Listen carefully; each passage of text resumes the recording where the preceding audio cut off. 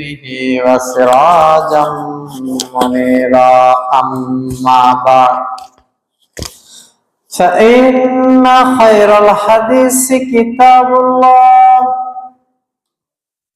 وخير الهدي هدي محمد صلى الله عليه وسلم وشر الأمور محدثاتها وكل محدثة بدعة وكل بدعة ضلالة وكل ضلالة في النار أو كما قال الله تعالى في القرآن المجيد وفي فرقانه الحميد بعد أعوذ بالله من الشيطان الرجيم بسم الله الرحمن الرحيم يا أيها الناس اتقوا ربكم الذي خلقكم من نفس واحدة وخلق منها زوجها وبث منهما رجالا كثيرا ونساء واتقوا الله الذي تساءلون به والأرحام إن الله كان عليكم رقيبا وقال الله تعالى يا أيها الذين آمنوا اتقوا الله حق تقاته ولا تموتن إلا وأنتم مسلمون عن أبي سعيد الخدري رضي الله تعالى عنه قال قال رسول الله صلى الله عليه وسلم فرض رسول الله صلى الله عليه وسلم ساعا من طعام صدقة الفطر ساعا من طعام ساعا من شعير ساعا من جبيب ساعا من تمر ساعا من عط رواه البخاري ومسلم আলহামদুলিল্লাহ, যাবতীয় প্রশংসা গুণগান চিত্তসানা সেজদা শুকরিয়া সেই মহামহিয়ান গরিয়ান আল্লাহ সুবহানাহু ওয়া তাআলার দরবারে, যে আল্লাহ সুবহানাহু ওয়া তাআলা সুস্থ শরীরে জুমা মসজিদে এসে 2 রাকাত সালাত আদায় করার তৌফিক দান করলেন। সে রব্বে কারীমের দরবারে শুকরিয়া জ্ঞাপন করে বলি আলহামদুলিল্লাহ। সালাত এবং তাসলিম শান্তি বর্ষিত হোক নবী মুহাম্মদুর রাসূলুল্লাহ সাল্লাল্লাহু আলাইহি ওয়াসাল্লামের প্রতি, যার দেখানো পথ এবং পদ্ধতির মধ্যে রয়েছে মানব জাতির জন্য ইহকালীন সফলতা এবং পরকালীন মুক্তি। সে নবীর উপরে দরুদ সালাম শান্তির বাড়ি ধারা বর্ষিত হোক সাল্লাল্লাহু আলা নবিয়ানা মুহাম্মদ আল্লাহুম্মা সাল্লি আলাইহি আল্লাহুম্মা বারিক আলাইহি। সম্মানিত দ্বীনি মুসলিম ভাই, জাবানিকার আড়ালে মা এবং ভগ্নীগণ, আজকে 23শে রমজান, আর একটি সপ্তাহ পরে আমরা রমজান থেকে বের হয়ে যাব। আজকের দিন রমজান মাসে জুমার দিন। আল্লাহ সুবহানাহু ওয়া তাআলার নিকট অত্যন্ত মর্যাদাবান দিন হচ্ছে জুমার দিন, পুরো সপ্তাহের মাঝখানে। সেদিকে লক্ষ্য রাখলে অত্যন্ত গুরুত্বপূর্ণ একটা দিনে আমরা উপনীত হয়েছি। আল্লাহ সুবহানাহু ওয়া তাআলা আমাদেরকে এই পর্যন্ত যে সকল নেক আমল করেছি এগুলো আমাদের নাজাতের ওসিলা হিসেবে কবুল করুন, বলেন আমিন। সেই সাথে আগামী দিনগুলো যাতে আমরা সুস্থ শরীরে ভালোভাবে ইবাদত বন্দেগি আমলে সালেহ করতে পারি, আল্লাহ সুবহানাহু ওয়া তাআলা সেই তৌফিক দান করুন, বলেন আমিন ইয়া রাব্বাল আলামিন। প্রেক্ষাপটের দিকে লক্ষ্য রেখে আজকের জুমার আলোচনার বিষয়বস্তু সাদাকাতুল ফিতর এবং ঈদুল ফিতর। এই দুইটি শিরোনামে সংক্ষিপ্ত আলোচনা করে শেষ করব। ওমা তৌফিক ইল্লা বিল্লাহ, আলাইহি তাওয়াক্কালতু ওয়া ইলাইহিল ইউনীব। আল্লাহুম্মা আমিন।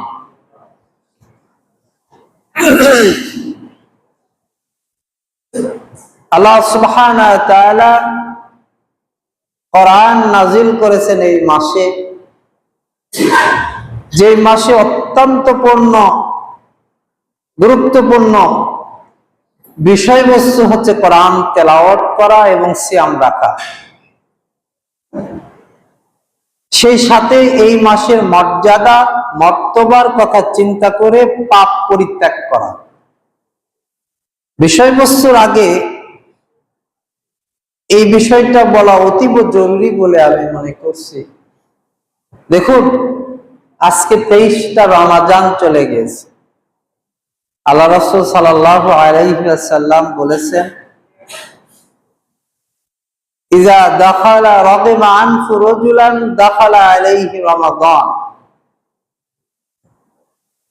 মান সালাকা ইয়াগফির লাহু। যে ব্যক্তি রমাজান মাস পেয়ে গেল অথচ তার গুনাহগুলো আল্লাহর কাছে ক্ষমা করে নিতে পারল না, ওই ব্যক্তি অপমানিত হোক, লাঞ্ছিত হোক। প্রিয় দিনী মুসলিম ভাইরা, এখনো আপনার সামনে 7টা দিন সময় রয়েছে। 7টা দিন কেন? আল্লাহ সুবহানাহু ওয়া তাআলা, নবী সাল্লাল্লাহু আলাইহি ওয়াসাল্লাম বলেন, যতক্ষণ পর্যন্ত শ্বাস হুলকুম পর্যন্ত না চলে আসবে, ইযা উলকিয়া ফিল হুলকুম, যতক্ষণ পর্যন্ত রূহটা গলা পর্যন্ত না চলে আসবে ততক্ষণ পর্যন্ত তওবার দরজা খোলা রয়েছে। সুবহানাল্লাহ। তওবার জন্য 7 দিনের প্রয়োজন হয় না, 7 মাসের প্রয়োজন হয় না, 7 ঘন্টার প্রয়োজন হয় না। 7 সেকেন্ডের মধ্যে আপনার অন্তর পরিবর্তন করে দ্বীনের দিকে যদি করে নেন, আর এটা যদি একনিষ্ঠ তওবা হয়, তাহলে এই ওসিলায় আল্লাহ সুবহানাহু ওয়া তাআলা আপনার জীবনের সমস্ত গুনাহগুলোকে ক্ষমা করে দেবেন। প্রিয় দিনী মুসলিম ভাইরা, মহান আল্লাহ সুবহানাহু ওয়া তাআলা বলেন, কুল, হে নবী, আপনি তাদেরকে বলে দিন। তাদেরকে বলে দিবেন, আইবাদে আশরাফু, যারা আমার বান্দা, তারা আমার সম্পর্কে বলে যে আমাদের রব কি আমাদেরকে ক্ষমা করবে, আমাদের রব কি আমাদেরকে মাফ করবে, আমাদের রব কি আমাদের প্রার্থনা শোনে, আমাদের রবকে ডাকলে আমাদের যে জীবনের বড় বড় গুনাহ এগুলো কি আল্লাহ মার্জনা করবে? হে নবী, আপনি তাদেরকে বলে দিন, লা তাকনাতু মিন রাহমাতিল্লাহ, ইন্নাল্লাহা জুনুবা জামিয়া ইন্নাহু হুয়াল গফুরুর রহিম। তারা যেন, আমার বান্দারা যেন, আমার বান্দারা যেন আমার রহমত থেকে, আমার দয়া থেকে, আমার ক্ষমা থেকে হতাশ না হয়ে যায়।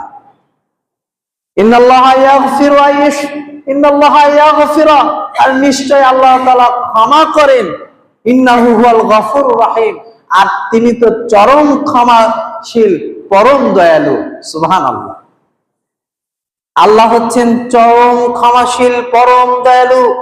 চরম ক্ষমাশীল মানে 99 জন মানুষকে হত্যা করে বনী ইসরাইলের এক ব্যক্তি ক্ষমা পেয়েছে। জীবনে কোনো ভালো কাজ করেনি, মৃত্যুর আগে সে আল্লাহকে ভয় করেছে। বনী ইসরাইলের এক লোক এরপরে আগুনে জ্বালাতে বলেছে ছেলেদেরকে, সেও ক্ষমা পেয়েছে। জীবনে কোনো ভালো কাজ করেনি, পতিতালয়ের মেয়ে, সে কুকুরকে পানি দেওয়ার মাধ্যমে আল্লাহর দয়া অনুগ্রহ তালাশ করেছে, আল্লাহ তাকে ক্ষমা করেছে। অসংখ্য অগণিত মানুষকে আল্লাহ সুবহানাহু ওয়া তাআলা দিনে এবং রাতে, সকাল এবং সন্ধ্যায় অসংখ্য বানি আদমকে আল্লাহ সুবহানাহু ওয়া তাআলা ক্ষমা করে দিয়ে থাকেন।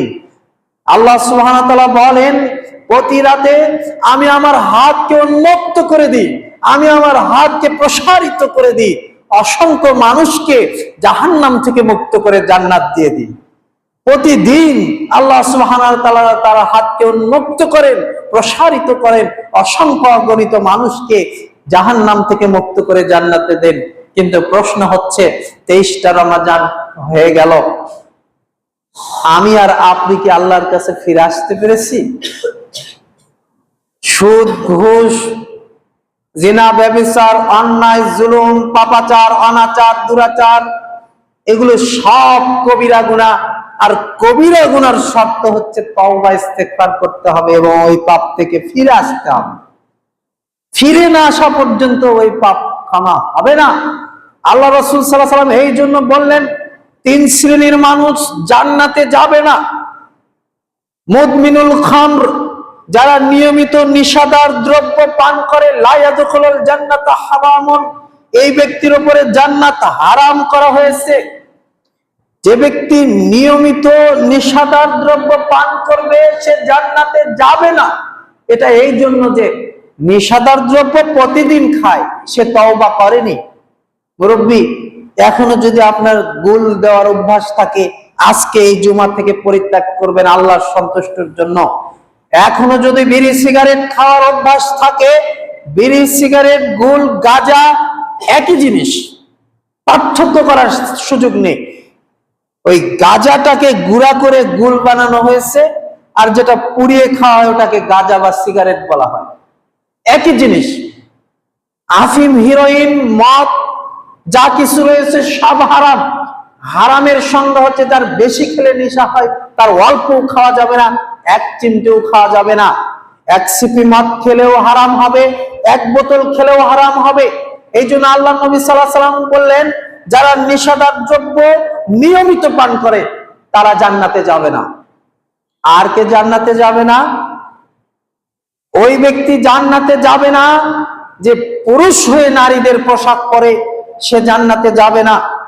ওই ব্যক্তি জান্নাতে যাবে না যে নারী হয়ে পুরুষের বেশ ধারণ করে, পুরুষের জিন্স প্যান্ট পরে আর ফতুয়া পরে, সে জান্নাতে যাবে না। বলা রিহাহা, এই মহিলা তো জান্নাতে যাবে না, ও জান্নাতের সুঘ্রাণও পাবে না।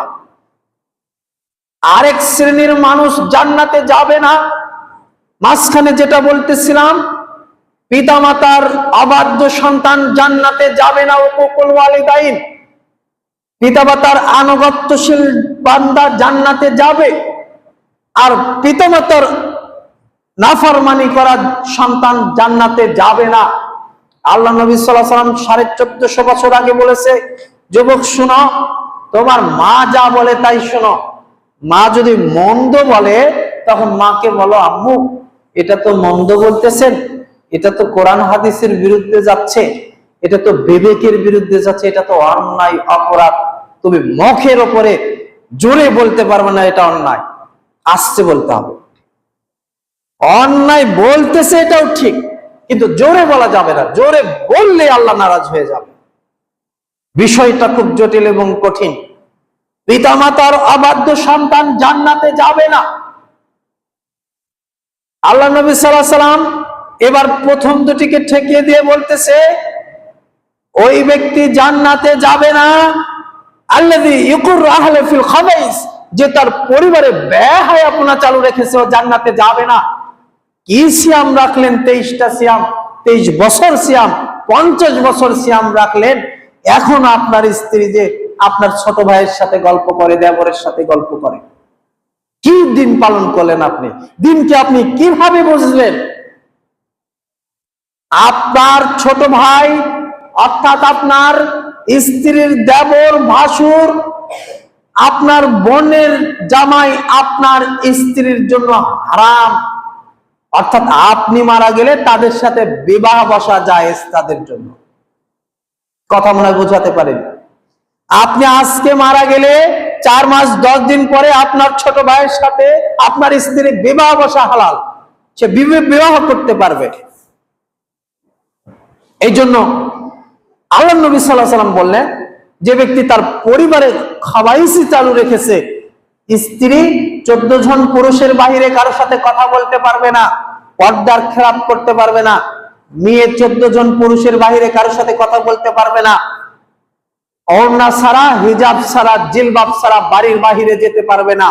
যদি যে থাকে, আপনি তো কাপুরুষ, আপনার স্ত্রীকে মোটরসাইকেলের পিছনে বসিয়ে ওই বগুড়া নিউ মার্কেটে মার্কেট করতে যান, আপনি কি আমি দেখিনি?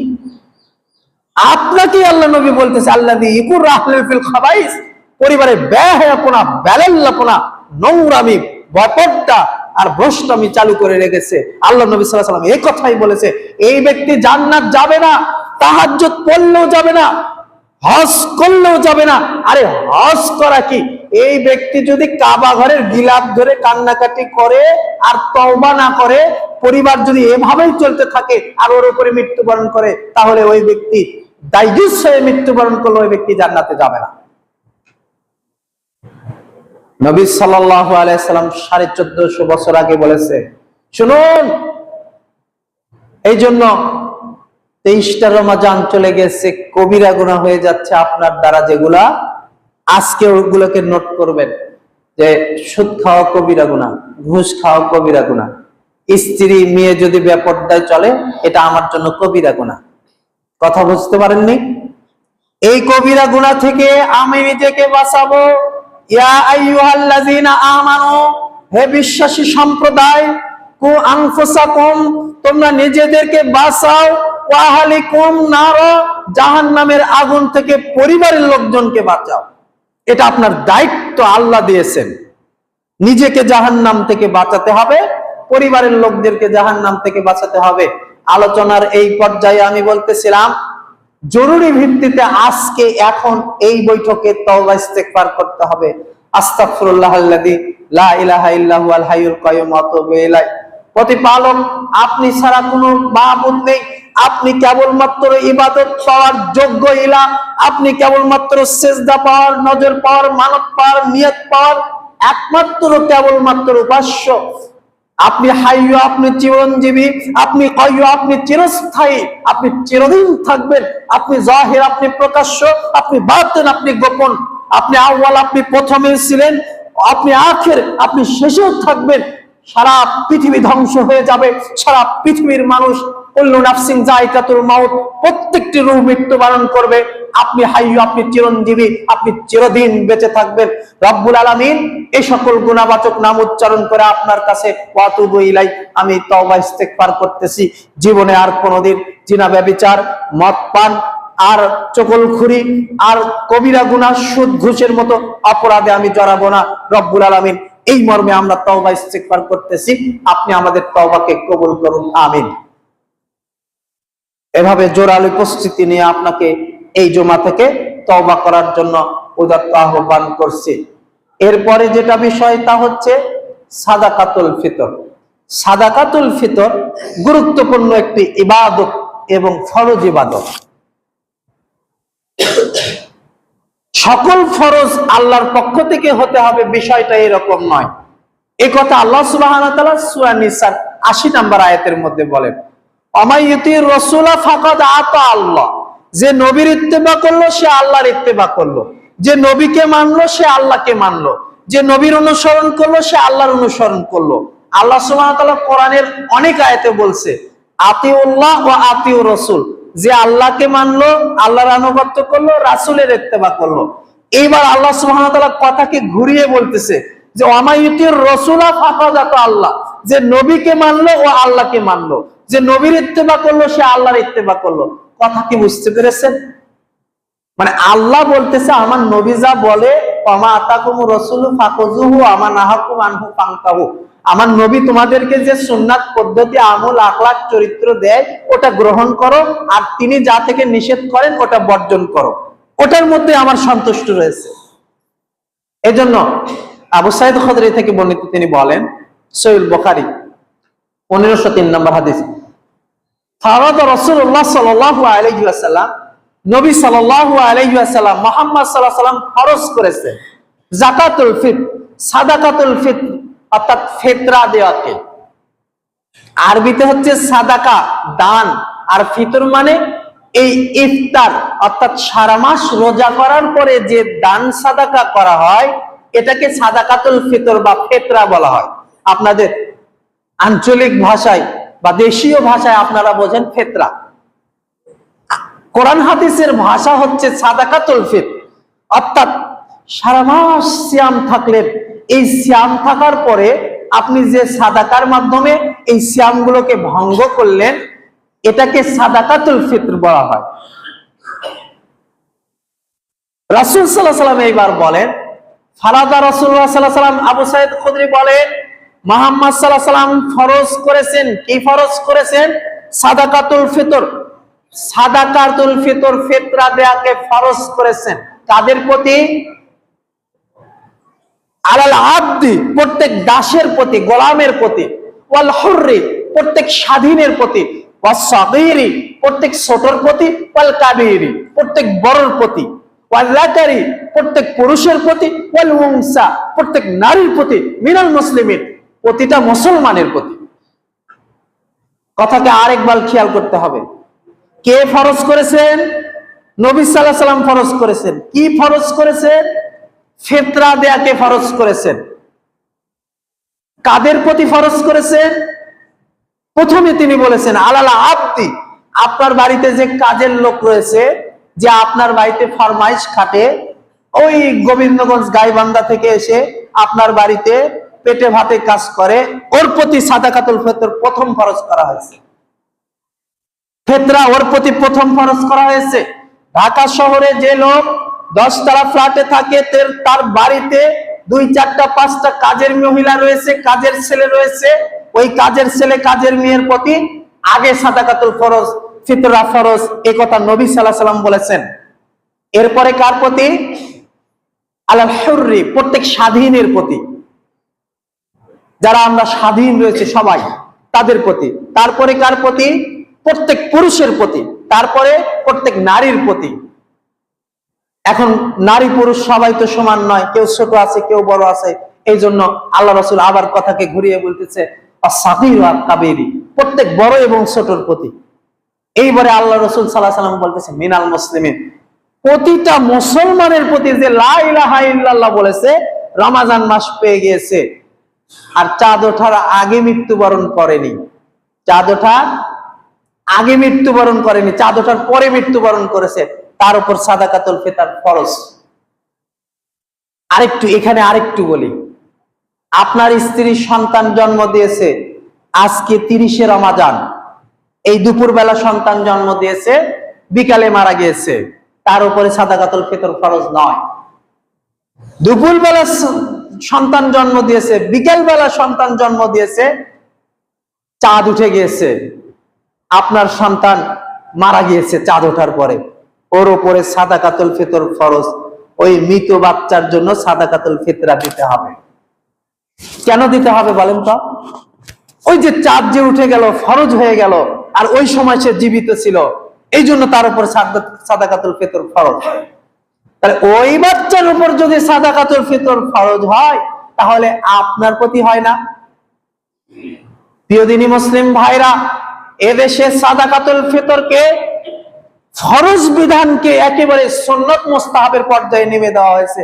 কি বলে জানেন? বুরহানুদ্দিন মারদিনানি, লেখক, হেদায়ের লেখক, তিনি হেদায়েতে কলম ধরেছেন যে সাদাকাতুল ফিতর ফরজ হয় ওই ব্যক্তির উপরে যার নাকি নিসাব পরিমাণ সম্পদের মালিক। কথা বোঝেননি? মানে যাকাত ফরজ হয় না নিসাব পরিমাণ হলে? 7.5 ভরি স্বর্ণ, 52 তলি রূপা, 30টা গাভী, 40টা ছাগল, এরকম নিসাব হলে যাকাত ফরজ হয়।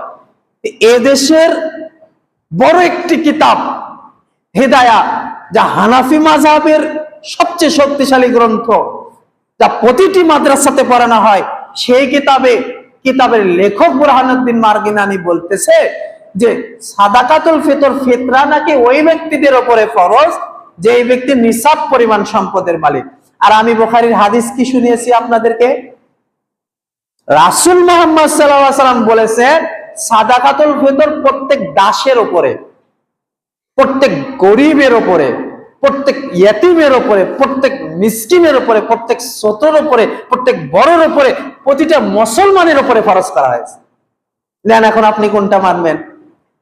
কি নিসাব পরিমাণটা মানবেন, নাকি প্রতি ছোট বড় স্বাধীন দাস সবার উপরে ফরজ এই হাদিস মানবেন? এই হাদিসই আপনাকে মানতে হবে। কেন? আল্লাহ বলেছে আতিউল্লাহ ওয়া আতিউর রাসূল, নবীর আনুগত্য করো। ওয়া মাইয়ুতির রাসূলা ফাকাদ আতা আল্লাহ, তুমি যদি নবীর এই কথাকে মেনে নাও তাহলে তুমি আল্লাহর কথাকে মেনে নিলে। প্রিয় দিনী মুসলিম ভাইরা, এই জন্য উপস্থিত অনুপস্থিত যারা এই কথা শুনতেছে, চাঁদ ওঠার পরে প্রত্যেকটি ব্যক্তিকে সাদাকাতুল ফিতর দিতে হবে। আসরে যে বাচ্চা জন্মগ্রহণ করেছে, চাঁদ পেয়েছে, তার সাদাকাতুল ফিতরা দিতে হবে। সাদাকাতুল ফিতরা ফরজ করা হয়েছে। সাদাকাতুল ফিতরা প্রতিটি মানুষ দিবে, নারী পুরুষ সবাই দিবে। বলতেছিলাম সাদাকাতুল ফিতরা ফরজ, দিতে হবে, বুঝলাম। কতটুকু দিব? সাদাকাতুল ফিতরা রাসূল মুহাম্মদ সাল্লাল্লাহু আলাইহি ওয়াসাল্লাম দিতেন। সহিহ বুখারী হাদিস নাম্বার 1506। আবু সাঈদ খুদরি রাদিয়াল্লাহু তাআলা আনহু বলেন, কুননা নুখরিজু নবী সাল্লাল্লাহু আলাইহি ওয়াসাল্লাম, রাসূল মুহাম্মদ সাল্লাল্লাহু আলাইহি ওয়াসাল্লাম আমাদেরকে সামনে নিয়ে সাদাকাতুল ফিতর ফিতরা বের করতেন। সাআম মিন তুআমিন, একসা পরিমাণ খাদ্য দ্রব্য। সাআম মিন শাইরিন, একসা পরিমাণ জব। সাআম মিন আত্তিন, একসা পরিমাণ পনির। সাআম মিন তামরিন, একসা পরিমাণ খেজুর। সাআম মিন জাবিবিন, একসা পরিমাণ কিসমিস। একটু এতক্ষণ যে হাদিসের অনুবাদ আমি আপনার সামনে বলেছি, নিসফে সার কথা আছে কি কোথাও? সাম মানে এক সা। সা আপনারা অনেকেই বুঝবেন না, তবে বয়োজ্যেষ্ঠ মানুষেরা বুঝবেন। আমি এর আগে বলেছিলাম, আগেকার দিনে আপনার নানি দাদিরা আপনার মতো করে বাটখারায় বা এরকম পাথর দিয়ে আপনার এই ডিজিটাল মেশিনে মাপতো না, তারা চাল মাপতো কাঠা দিয়ে। কাঠা, এরকম বেতের তৈরি কাঠাকে সা বলা হয়। মদিনাতে একটি সা পাওয়া যেত এরকম বেতের তৈরি, ওটা দিয়ে আপনার কিসমিস, জব, গম এগুলাকে মাপা হতো। আবু সাঈদ খুদরি বলতেছে, আমাদের সামনে কুননা নুখরিজু নবী সাল্লাল্লাহু আলাইহি ওয়াসাল্লাম, আমাদের সামনে নবী সাল্লাল্লাহু আলাইহি ওয়াসাল্লাম সাদাকাতুল ফিতর বের করতেন এক সা পরিমাণ, এক কাঠা পরিমাণ। আবু বকর গেলেন, ওমর গেলেন, ওসমান গেলেন, আলী গেলেন রাদিয়াল্লাহু তাআলা আনহু, একসা পরিমাণ ফিতরা দেওয়া হলো। পরবর্তীতে মুআবিয়া রাদিয়াল্লাহু তাআলা আনহুর সময় এসে গভর্নর মারওয়ান, মদিনার গভর্নর ছিল, তিনি একটা যুক্তি পেশ করলেন। তিনি একটা ইজতিহাদ করলেন। কি ইজতিহাদ করলেন? যে এই বছরে জবের দাম যেহেতু বেশি, গমের দাম বেশি, অতএব যারা গম দিয়ে সাদাকা দিবে তারা অর্ধ সা দিবে, আর যারা খেজুর দিয়ে দিবে তারা এক সা দিবে। এটা ছিল খলিফা গভর্নর মারওয়ানের নিজস্ব মতামত। এখন প্রশ্ন হচ্ছে, আবু বকর, ওমর, ওসমান, আলী খলিফা রাশেদিন, চার খলিফা যাদের ইজমা হয়ে গেছে যে একসা পরিমাণ জব দিয়ে, কিসমিস দিয়ে, পনির দিয়ে সাদাকা দিতে হবে, এখানে কি আর কোনো ইখতিলাফের দরকার আছে? আর কোনো ইজতিহাদের দরকার আছে? আর কোনো মতামতের প্রয়োজন রয়েছে? এই জন্য সেই সময় খলিফা মারওয়ানের বিরোধিতা করেছিলেন আবু সাঈদ খুদরি রাদিয়াল্লাহু তাআলা আনহু। আবু সাঈদ খুদরি রাদিয়াল্লাহু তাআলা আনহু বলেছে, আল্লাহি, আল্লাহর কসম করে বলতেছি, আমি মুহাম্মদ সাল্লাল্লাহু আলাইহি ওয়াসাল্লামকে একসা পরিমাণ খাদ্য দিয়ে, একসা পরিমাণ পনির দিয়ে, একসা পরিমাণ শস্য দিয়ে, একসা পরিমাণ কিসমিস দিয়ে আমি সাদাকাতুল ফিতরা দিতে দেখেছি। আল্লাহর কসম, আমি এক সাই দিব, এক দানা কম করব না। প্রিয় দিনী মুসলিম ভাইরা, পৃথিবীর যে যেখানে আহলুল হাদিস আকীদার মানুষেরা রয়েছে, খবরদার এক সা পরিমাণের নিচে ফিতরা দিবেন না, এক সাই ফিতরা দিবেন। এখন আসুন, এক সা পরিমাণ কতটুকু হয়? বাংলাদেশে অর্ধ সা যেটা দেওয়া হয় ওটা হচ্ছে ইরানি সা ধরা হয়, ইরাকের সা ধরা হয়। রাসূল সাল্লাল্লাহু আলাইহি ওয়াসাল্লাম কি ইরাকে বসবাস করত? কোথায় বসবাস করত? মদিনাতে বসবাস করত, তাই না? রাসূল সাল্লাল্লাহু আলাইহি ওয়াসাল্লাম চলাফেরা করতেন মদিনাতে, ওঠা বসা করতেন মদিনাতে, বাড়ি ছিল মদিনাতে, ছাও ব্যবহার করেছেন মদিনা। রাসূল সাল্লাল্লাহু আলাইহি ওয়াসাল্লামের মদিনার ছাই 3.5 কেজি আর একটু বেশি হয়ে যায়। অর্থাৎ আব্দুল আজিজ বিন বাজ রাহিমাহুল্লাহ 19 শতাব্দীর সবচেয়ে জগৎ বিখ্যাত মুহাদ্দিস এবং ফকিহ, তিনি বলেছেন যে এই সন্দেহ থেকে আমাদেরকে পরহেজ করার জন্য আপনারা 3 কেজি পরিমাণ সাদাকাতুল ফিতর দেবেন। কতটুকু? 3 কেজি দিলে আর কোনো সন্দেহ থাকবে না। 3.25 কেজির ব্যাপারে অনেক ওলামা, সালাফি ওলামারা মতামত পেশ করেছেন। তবে আপনি যখন 3 কেজি দিবেন আর কোনো সন্দেহই থাকলো না, ঠিক আছে না?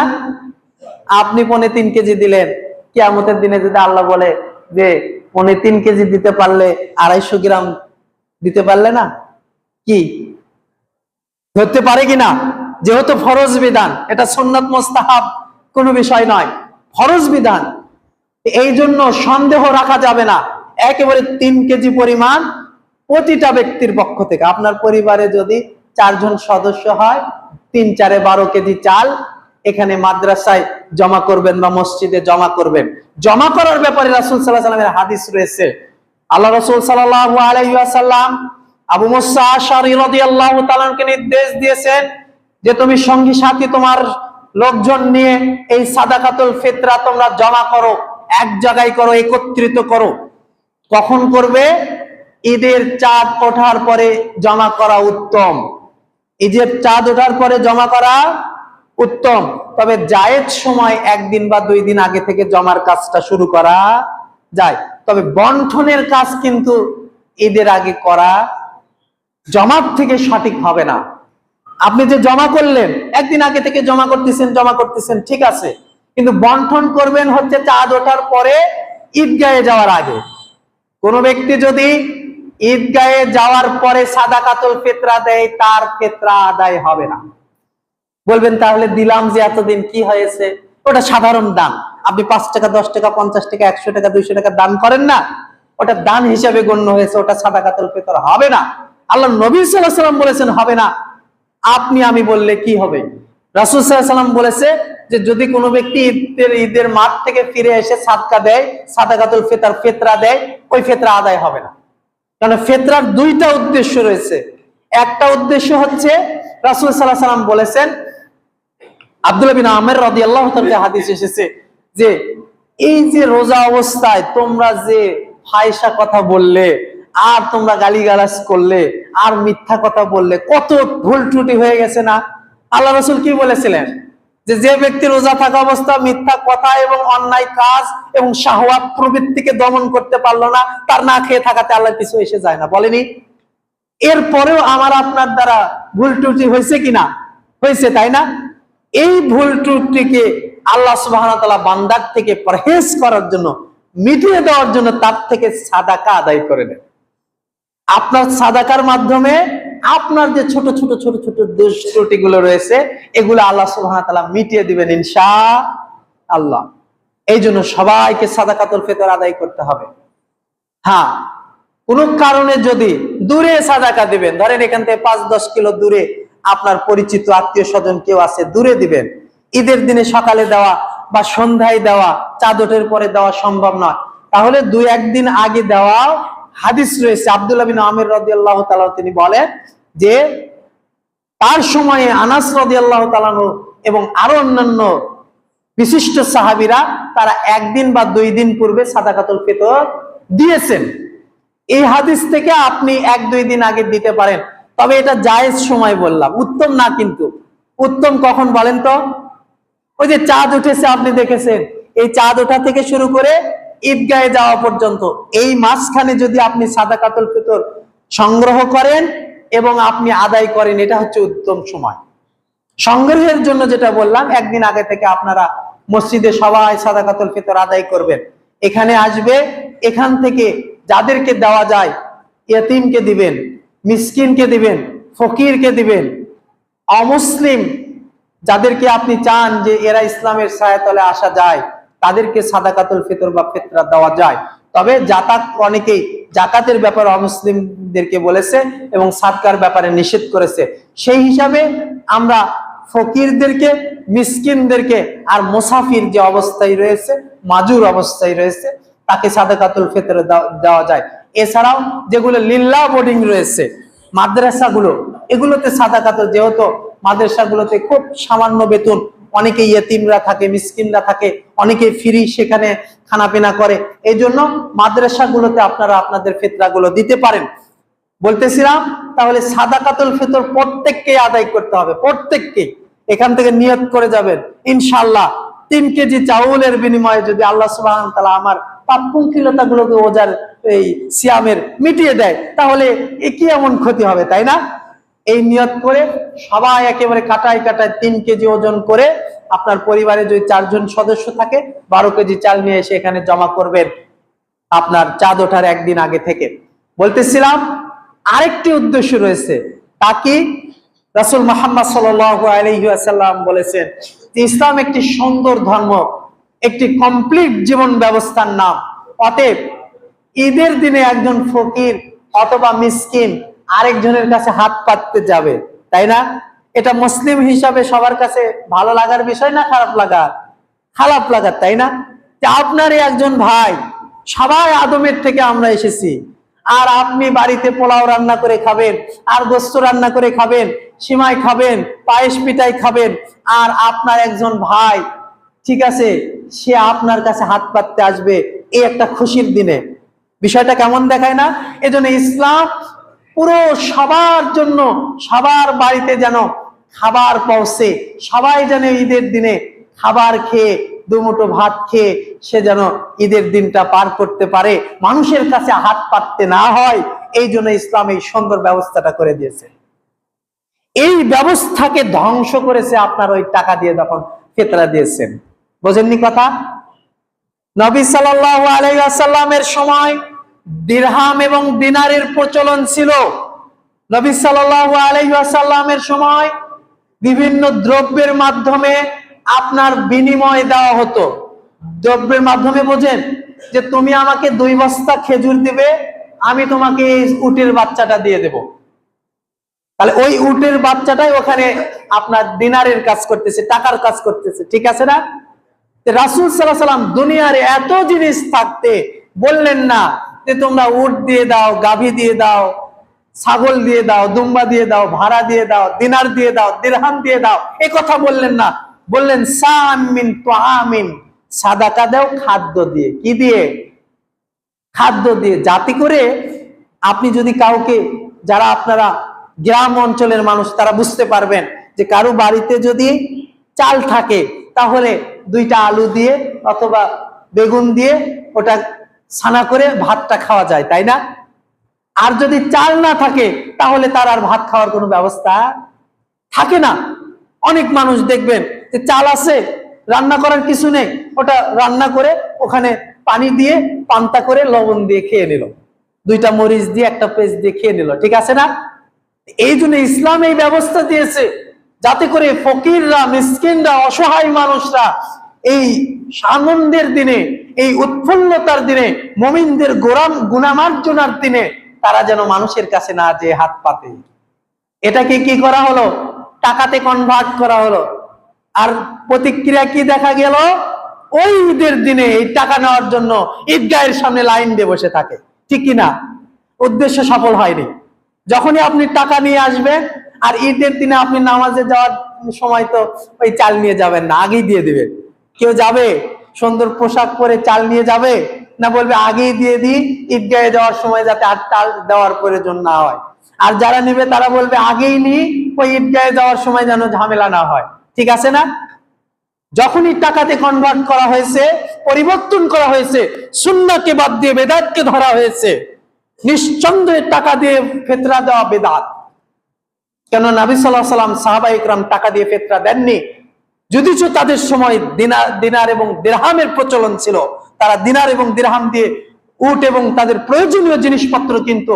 তারপর নবী সাল্লাল্লাহু আলাইহি ওয়াসাল্লাম এই খাদ্যদ্রব্য দিয়ে, পনির দিয়ে, কিশমিশ দিয়ে, জব দিয়ে সাদাকাতুল ফিতর আদায় করেছে। অতএব পৃথিবীর যে যেখানে মুসলিম ভাই এবং বোনেরা রয়েছে, তারা আপনার বাংলাদেশে অবস্থান করতেছেন, আপনার প্রধান খাদ্য হচ্ছে চাল।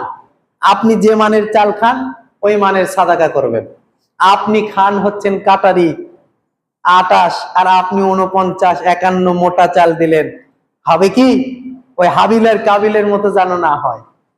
হাবিল আর কাবিল নিয়তকে পরিশুদ্ধ করবেন। আপনি যে মানের খান ওই মানের 12 কেজি 10 কেজি, আপনার পরিবারের সদস্য সংখ্যা 2 জন হলে 6 কেজি দিয়ে দিবেন, সমস্যা কি? 10 টাকা 20 টাকা কম বেশি হতে পারে, তাই না? এই জন্য নিয়তকে পরিশুদ্ধ করবেন। পরিশেষে বলবো, ইতিকাফে যারা বসেছে, অনেক মহিলারা জানতে চেয়েছে যে আমরা 2 দিন 3 দিন ইতিকাফ করব, এটা ভালো কথা। 2 দিন 3 দিনও যদি আল্লাহর ঘরের সাথে লেগে থাকা যায়, এটা আলহামদুলিল্লাহ অনেক ভালো। আপনাদেরকে সাধুবাদ জানায়। ইতিকাফ অবস্থায় 5টি কাজ করবেন না। সহবাস থেকে দূরে থাকতে হবে এবং যৌন উত্তেজনা থেকে, কাজ থেকে দূরে থাকতে হবে, তাহলে কিন্তু ইতিকাফ নষ্ট হয়ে যাবে। এই ধরনের কাজে গেলে ইতিকাফ ভেঙে যাবে।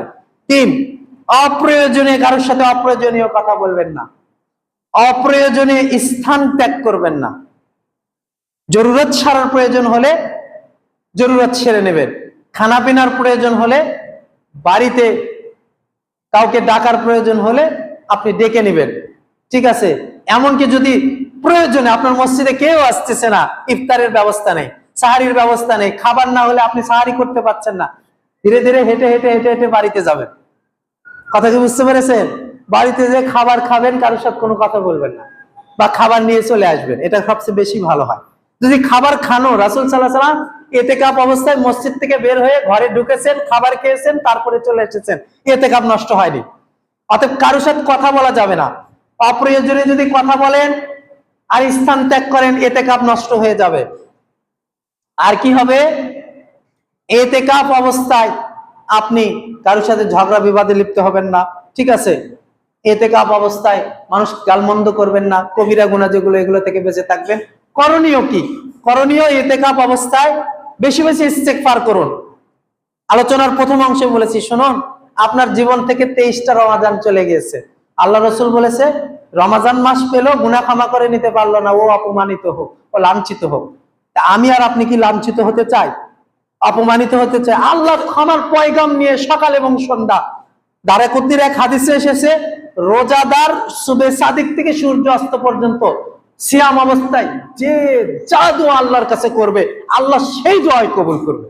আপনি একটু বলুন না, এখানে বসে থেকে বলুন, আল্লাহ তুমি আমাকে ক্ষমা করো, তুমি আমাকে মাফ করো, তুমি আমার অতীতের অপরাধগুলো মার্জনা করে দাও। অনেক কবিরা গুনাহ করেছি, নামাজ পরিত্যাগ করেছি, সবচেয়ে বড় কবিরা গুনাহ, তুমি ক্ষমা করে দাও, আজ থেকে সালাত আদায় করবো। বলেন না একটু, বললেই আল্লাহ আপনাকে ক্ষমা করে দেবে। বলতে হবে আপনাকে, প্রিয় দিনী মুসলিম ভাইরা। তাহলে ইতিকাফ অবস্থায় কি করবেন? বেশি বেশি ইস্তেগফার করুন। আর কি করেন? কোরআন তেলাওয়াত করুন, জিকির আজগার করুন, তাসবিহ তাহলিল করুন। যদি ক্লান্তি এসে যায়, ঘুমিয়ে পড়ুন, সময় মতো সালাত আদায় করুন। আল্লাহ সুবহানাহু ওয়া তাআলা আমাদের ভালো কাজগুলোকে কবুল করুন, বলুন আমিন। রব্বুল আলামিন, আমরা যারা ইফতার করাই, ইফতার করিয়েছি এবং এখনো করাচ্ছি, আমাদের সকলের এই সওয়াবগুলো আমাদের আমলনামাতে লিখে দিন, বলুন আমিন। আমাদের পিতামাতা, আত্মীয় স্বজন, মারা প্রতিবেশী, মুমিন মুমিনাত, মুসলিম মুসলিমাত যারা দুনিয়া থেকে বিদায় হয়ে গেছে, তাদেরকে আপনি জান্নাতের ফেরদাউস নসিব করুন। আর যারা জীবিত রয়েছে তাদেরকে, যারা অসুস্থ রয়েছে তাদেরকে, আমাদের মা বাবা, আত্মীয় স্বজন, দাদা নানা যারা রয়েছে তাদেরকে শিফায়ে আজেলা, শিফায়ে কামিলা দান করুন রব্বুল আলামিন। এরকম আরো অনেক সিয়াম, সুস্থ শরীরে আমরা যেন আরো অনেক সিয়ামকে আমাদের জীবনে পাই, এই তৌফিক দান করুন। আমাদেরকে হায়াতে তৈয়্যিবা দান করুন, বেশি বেশি সালেহ আমল করার তৌফিক দান করুন রব্বুল আলামিন। আপনি বড় দয়াবান, আপনি বড় রহমান। আল্লাহুম্মা তাকাব্বাল সালাতানা, আল্লাহ আপনি আমাদের সালাত গুলোকে কবুল করে নিন। আল্লাহুম্মা তাকাব্বাল সিয়ামানা, আল্লাহ আমাদের সিয়াম গুলোকে কবুল করে নিন রব্বুল আলামিন। অনেকেই মাদ্রাসা এবং মসজিদে দান করেছে, তাদের দানগুলোকে আপনি কবুল করুন। শাহ আলম ভাইয়ের মা মসজিদে দান করেছেন, রব্বুল আলামিন আপনি তার দানকে ডান হাতে কবুল করুন এবং কাল কিয়ামতের ময়দানে তার মিজানের পাল্লাকে ভারী করুন রব্বুল আলামিন। অনেকে এখানে আজকে বিশেষ করে মসজিদের সহসভাপতি কামাল পাশা ভাই ইফতারের ব্যবস্থা করেছে গ্রামবাসীর জন্য, তার পক্ষ থেকে এবং তার পরিবারের পক্ষ থেকে এই শতামূলকে আপনি কবুল করে দিন রব্বুল আলামিন। যারা মাদ্রাসায় দান করেছে এবং মাদ্রাসায় উন্নয়নের জন্য কেউ একজন অনেক টাকা দিয়েছে, তার এই দানকে কবুল করুন এবং মাদ্রাসার উত্তরোত্তর উন্নতি করার তৌফিক দান করুন রব্বুল আলামিন। সকলের মনে আশা আকাঙ্ক্ষা আপনি পূরণ করুন। আমরা যারা এখানে উপস্থিত হয়েছি সকলকে ক্ষমা করুন, আমাদের ছোটদেরকে ক্ষমা করুন, আমাদের বড়দেরকে ক্ষমা করুন, আমাদের যুবক ভাইদেরকে বিবাহ শাদী করার তৌফিক দান করুন। যারা এখনো ঋণগ্রস্ত রয়েছি তাদেরকে ঋণ পরিশোধ করার তৌফিক দান করুন। যারা এখনো অভাবে রয়েছি আপনি আপনার নিজ অনুগ্রহ দিয়ে, আপনার দয়া দিয়ে, আপনার রহমা দিয়ে আমাদেরকে অভাব মুক্ত করুন রব্বুল আলামিন। পরিশেষে এই দাবি, এই দোয়া রেখে আজকের খুতবা শেষ করছি। সুবহানাকা আল্লাহুম্মা বিহামদিকা আশহাদু আল্লা ইলাহা ইল্লা আনতা আস্তাগফিরুকা ওয়া আতুবু ইলাইক।